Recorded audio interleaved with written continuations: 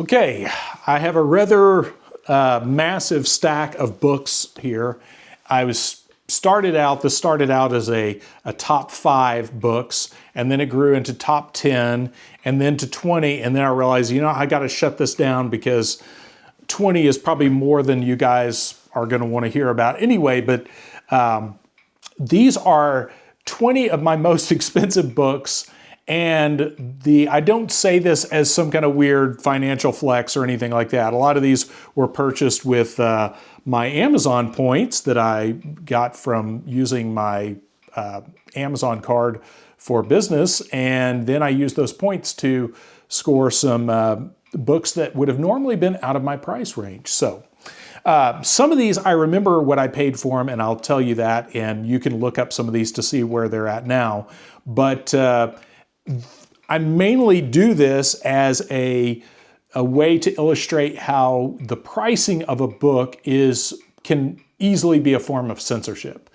And I think there are several books in this pile that are out of print for various reasons and all. And sometimes I think it's as simple as the author realized they had stepped into something they didn't really want to. I've actually been in personal correspondence with a couple of different authors that told me in no uncertain terms that yes, they wrote book X, but it caused them so many problems that they realized they were stepping into something that was not something they wanted to deal with, and they backed away from it. And then there's other times when you might have a fairly naive publisher that publishes some information and then realizes the implications of that once it's too late to withdraw that book from circulation, and then they just vow to never publish a book like that again. So anyway, without further ado, let's jump right in. Now, I'm going to start with one that I reviewed a long time ago, but this is one that I searched this one down because I heard some of this guy's sermons on YouTube. This is The Todd Phenomenon by Daryl Hicks and David Lewis, and Daryl is spelt with 2 R's there. But I haven't even looked this one up recently to see what it's going for, but I think at the time I paid close to $100 for this. And this is all about Johnny Todd. And he claimed that he was like a Wiccan, or what did he claim he was? Ex-Grand Druid versus the Illuminati. And the funny thing about this book is actually kind of making fun of him and trying to debunk him and knock the legs out from under him. Now, I am not a Johnny Todd purist. I don't hang my entire belief system or anything off of Johnny Todd. But I do find it very interesting that these guys wrote an entire book to discredit this guy who was going around lecturing at churches about the influence of the occult in music and how that worked and all. And these guys wrote this book debunking it, and in a way it kind of backfires because some of the guys that he was implicating a lot of high-level evangelical pastors that said they were kind of in on all this. And they were saying, oh, that's crazy, but some of these guys, of course, wound up embroiled in a variety of scandals, thus proving his point. And this was originally published in first and only edition from 1979. So it was fascinating for that alone. I got this book mainly because I heard a couple of his sermons, and some of his stuff is pretty wacky, pretty crazy, but a lot of it also dovetailed with a lot of other stuff that I've talked about on this channel. So I thought, I wonder if there's anything on this guy, and all I could find was this book debunking him, and it was going for a small chunk of change there. So anyway, now moving right along, I mentioned this one I think I mentioned this in a previous top 10. This is The Six-Pointed Star by O.J. Graham. And this one it's out there, you can still get it, but I think as of last time I checked, it was going for about $300, which is crazy because it's a very simple little book, and it's all about the hex and its origins and how it is not related in any way to Mosaic law or Judaism or anything, that it is strictly an occult symbol and explains the connection to Rim Fan and Molech and all that. So kind of curious that this book would go for so much. And I think when I originally got this, for a little paperback book, I might have paid like 20 or 30 bucks, which I thought was a little crazy at the time. And it's like buying gold and silver coins. It just keeps going up in price. Now, this is one that I got because I saw it referenced in another book. And this is another one that just keeps going up in price. And shouldn't be anything crazy except for one chapter. This is Hypnotism by George H. Estabrooks. And Estabrooks was a hypnotist and kind of a mind scientist that was involved with the OSS during World War II. And he has a whole chapter in here on the military applications of hypnosis and explains how you could use hypnosis to create what I think he refers to them as like a super spy. So that's worth the price of the book for getting that right there. I'm sure this is probably around on a PDF or something, but yeah, this is if you go through the Amazon, it is an expensive book, but this is another one of those gems sometimes you can find at half-price books on the cheap. So now, MILABs or MILABs, this is one, didn't look it up right before I filmed this. This is one that's like buying Bitcoin. It goes up and down and all over the place. But this is by a German couple who were looking into covert operations and a lot of weird military connections to the UFO phenomenon, and more specifically, military abductions of people that then those people would remember as alien abductions. Hence the term MILABs or MILABs or however you want to pronounce that. And very fascinating look into the phenomenon of military abductions and how many abductions have a military component to them rather than just aliens and UFOs. And overall, he takes a very much a kind of an agnostic stance towards aliens. He includes some stuff about aliens in here, but it's more of a big picture view of this. And this is the only book this couple has written in English. They actually have a couple of other books, but they're only in German. So I have one of them, but I don't read German, so I can't comment on it. But I'm keeping it around just in case somebody can help me with that. Now, this, of course, many of you are familiar with this. This is Children for the Devil. Oh, and by the way, I should say, I got this, I special ordered this through Barnes & Noble in like 2000. And no sooner did I get it, it was almost impossible to get your hands on. And I think at one point it was going for several $100s on Amazon. Okay, so, but moving right along. This is Children for the Devil by Tim Tate. And Children for the Devil is an expose on the problem of ritual abuse. This was written in, I believe, 91. And this was retracted by the publisher because a police officer that's mentioned in this said there was one sentence that could be construed could be construed in a way that put him in a negative light. And based on that, and the publisher didn't want to fight this, so they retracted it. So according to Tim Tate, I've heard some interviews with him where he says it wasn't up to him, it was the publisher, they retracted it. So there's only a few copies that are actually floating around that you can actually get. This is one you can find PDF files of it. Excellent book has really good section on the McMartin case, a lot of good case specifics, both U.S. ritual abuse cases as well as British cases. Excellent stuff in here, but very hard to get. And I think when I bought this, I think I paid about $100 for it, and it's another one that just goes up and up and up and up. So now, this is another one that I actually drove all the way to New Mexico, the land of enchantment, to get this book. And I think this might be signed, yes it is. It is signed by the author, Greg Valdez, who was the son of the late Gabe Valdez.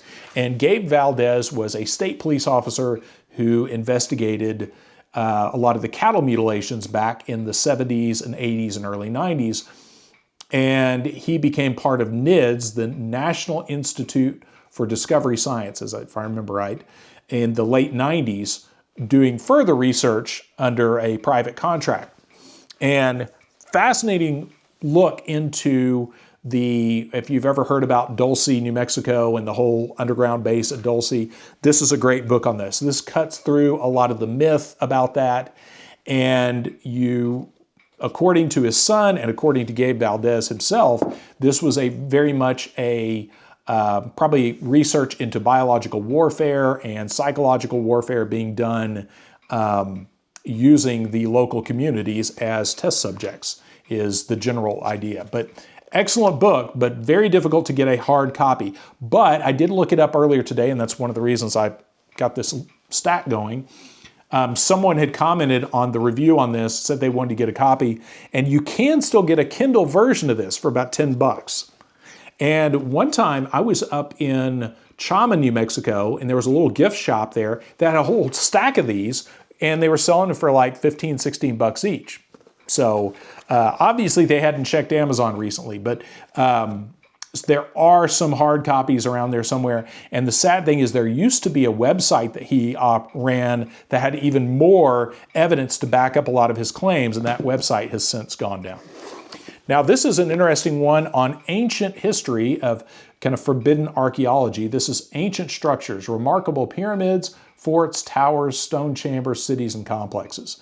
And this is one that I scored at Half Price Books that was back behind the cash register. And those of you saw in the members section where I was posting my little recipe for how I navigate Half Price Books, this is why you don't ignore some of the books behind the register, because a lot of Half Price Books locations will have the really expensive stuff behind the cash registers, and you don't see them until you're about to check out. So sometimes I just go over there and say, hey, can I look at some of those books? And this is just mainly overall pretty basic stuff about ancient forbidden archaeology, but it's all about stuff that was discovered that's not, there's certain veins of archaeology that, like a lot of the stuff I talk about on this channel, that's kind of a forbidden thing. If you go against official narratives of who was occupying the North American continent, a lot of that gets shut down. So this is Microwave Auditory Effects and Applications. And it is originally, I think, from like 78 or so by James C. Lynn, PhD. And now, yeah, from 1978. This one I picked up for probably 30 bucks or 40 bucks or so. And then when I reviewed it, one of you went and looked for this book because you were curious about it, and you pointed out that this book was going for about $1,000. I don't know what it's going for now, but this is another one that just fluctuates all over the place. And this, dear viewers, this is why I'm doing this. So my children someday, maybe they can pull up these videos and not get fleeced by, an estate sale or something, somebody going, oh, it's just a bunch of books, I'll give you $100 for them. So hopefully my children, if you're watching this, future children, make sure you get market value for these books. But Microwave Auditory Effects and Applications is all about the discovery and the use of what's called the Frey effect to create hearing inside someone's head, where you can modulate microwaves beamed at someone's audio cortex and actually make them hear voices in their head, which is crazy stuff with some pretty dark implications. So, then there is Man the Puppet. Now, this is one of the few books I'm going to show you in the stack that kind of went the other direction. This I bought for, actually, I think my wife got this for me for my birthday in 2012 or 13. And this is Man the Puppet by Abram Lipsky. And this is all about, this is from 1924, I believe. So this is right at a little over 100 years old. And, 1925. So it is right at 100 years old. And this is all about manipulating human behavior through print media at the time, but just the way social movements work and how they can be manipulated, and really fascinating stuff. And this is definitely written not from a perspective of like you and I, of critically analyzing this. This is written from someone saying, hey, this is how you do this. This is written kind of an insider publication. And this this, I believe, is now reprinted. You can get a reprinted version of this for probably fairly cheap. But an original like this, these are very rare. So, Man the Puppet. Now, this is one, some of you have asked about mind control, personal accounts of mind control, like Kathy O'Brien's book, Transformation. I think I've got that over here in a stack somewhere. This is A Nation Betrayed by Carol Rutz. And this was one of the harder personal accounts of a mind control victim to get my hands on. And this one was actually signed by the author here. So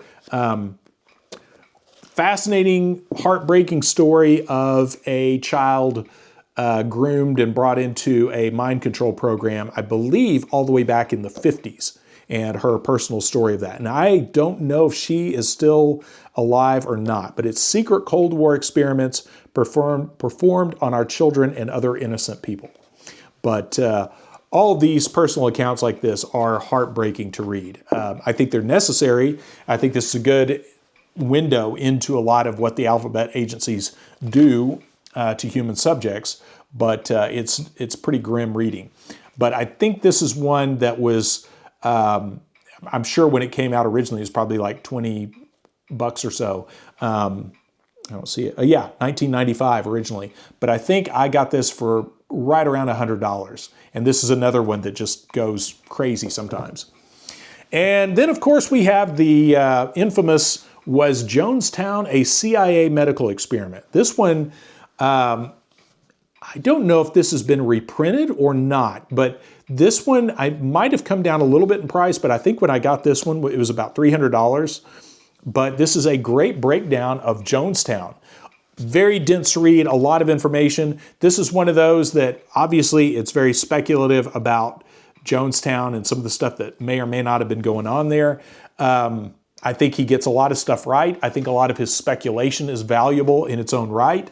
But a lot of this stuff there's a giant question mark over it because we just don't know a lot of that stuff. But fascinating book on Jonestown, and this is probably the most comprehensive book on Jonestown from the perspective of someone who really critically dissected the entire official story. And now we have Satanic Ritual Abuse, a Therapist's Handbook by D. Brown. How to Work Effectively with the Multiple Personalities of Ritual Abuse Survivors. And this is one, I was kind of surprised. I looked this up because I'm always curious about some of these books and some of the current reviews on some of these books and who else has maybe some other take on some of these. And looked this up, and this was going for a small chunk of change. So overall, pretty straightforward book about ritual abuse and including children's drawings, some of their personal experiences. Again, heartbreaking stuff, but important in understanding the whole problem of ritual abuse. And while we're on the subject, here is, of course, kind of the holy grail of ritual abuse books. This is Cover Up of the Century by Daniel Ryder. And just before this video, I went ahead and looked this up because I was kind of curious what it's going for. I paid about $100 for this. And at the time I was like, man, I hope this book is not just a complete bust because, $100 for a book is a lot.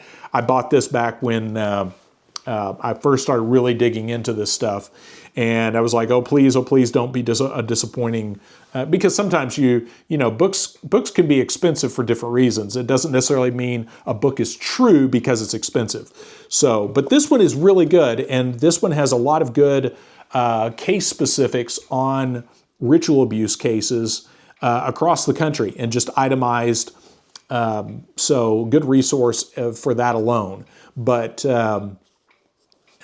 anyway, good resource about ritual abuse, and just I think this was printed in 1994, and it gets into also the potential for, and I think this might be why this book is so rare, is it gets into the potential for how this ritual abuse and that kind of mind control, monkeying with people's heads, would be a way to insert people into elite positions. by way of doing stuff to them in a daycare, then 20 years on, you could reactivate somebody in another position. And that sounds kind of nuts until you think about most of these daycare scandals occurred in very well-to-do areas where these ritual abuse daycare things happened. And then those people who would now be like close to my age would now be in possibly positions of government. Nikki Haley is actually one person who disclosed at some point that she had something had happened to her in a daycare setting.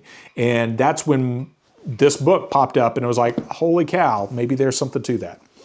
And of course, this is one that I also mentioned the other day. This is Behind the Balfour Declaration by Robert John. And this is all about the Balfour Declaration. Really quick book. I picked this up at a used bookstore in Oklahoma City and I was pleasantly surprised. I took it back to the hotel and read almost the whole thing almost immediately. It's just the history of the Balfour Declaration. And overall, I didn't think anything too crazy. I mean, I knew about the Balfour Declaration. That is what laid the political foundation for modern day political Israel. And I didn't think anything too crazy about it, other than just it's definitely one of those episodes of history that a lot of people just don't know about. And this is one, then I looked it up. It's kind of an expensive book now. And then, of course, this is another kind of holy grail in my collection. This is Operation Mind Control, the Researcher's Edition. And now I think you can find this, and I did a video in the members section about this. You can find a reprint of this now, I think through, I'm not sure if it's Adventures Unlimited or Feral House or one of those, but if you look up Operation Mind Control, there's, I think that Applewhite guy's face, that wild-eyed stare he's got on the cover of it. And I think you can actually get it for like 40 or 50 bucks now.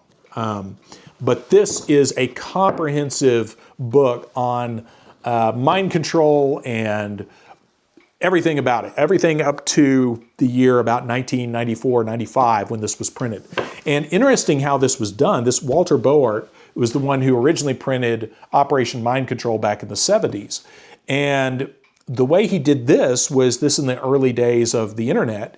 And he did it where you could get authorization from him. He would send you like a signed deal that you were authorized to print this. And you could go to like a Kinko's copy shop and he would send them the file and you could print off this massive volume here. Excellent information in here. If you're a serious student of alphabet agency, mind control programs and all, definitely a good one. And we're almost done here. And I've lost count of even how many books I've done here. But this is UFOs, The Grand Deception, and The Coming New World Order by Norio Hayakawa. This is an expensive one. And this one probably could be reprinted. But Norio Hayakawa is a UFO researcher out of New Mexico. And has produced some pretty good stuff, but he's kind of done an about face on some of this and retracted some of that. And I think that's why this is so rare now, because I think a lot of this, when Behold a Pale Horse, I'm trying to think of the author's name of that book. I'm glitching out, but when that gentleman was shot by I think the state police or the FBI or something in Arizona in 2001 after September 11th, I think a lot of researchers like Norio here kind of got their mind right and stepped away from some of this research and were like, oh, William Cooper, that's his name, of Behold a Pale Horse. When he was shot, a lot of people backed away from their research. So, and then of course we have the Tavistock Institute of Human Relations. This is another one that I didn't think it was anything too crazy, and then somebody pointed out the other day that it's going for a small mint. But this is Shaping the Moral, Spiritual, Cultural, Political, and Economic Decline of the United States of America. And this is all about the Tavistock Institute and its role in shaping popular culture through music and all kinds of things. So, fascinating book, but definitely one, when I got it, I didn't think it was that groundbreaking to be that rare. Now, let's see, I got just a few more, so bear with me here. This is Secret German Weapons of World War II by Rudolf Lusar. I think if you can see that there, it doesn't have a cover. I have to be really careful with this. This one is rare because it's all about secret weapons of the Germans, and this is one of the earliest books that I found that talks about, and I'm going to see if I can find it to show you here, that, of course, there's all kinds of crazy weaponry, some stuff you may have heard about, some stuff you probably haven't, but the most probably radical thing in here is the inclusion of disc-shaped aircraft in here. And here we have there's a whole section on flying disc aircraft. And then firsthand reports of people who saw these things fly, and that's the whole area of UFOs as secret aircraft is a fascinating area of research. So if you're new to the channel, I'll put some links at the end of this on the end screen for you.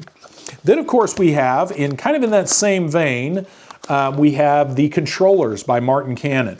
And this was a manuscript that was printed out. It's just like 70 pages or so. 70, no, I guess about a little over 80 pages.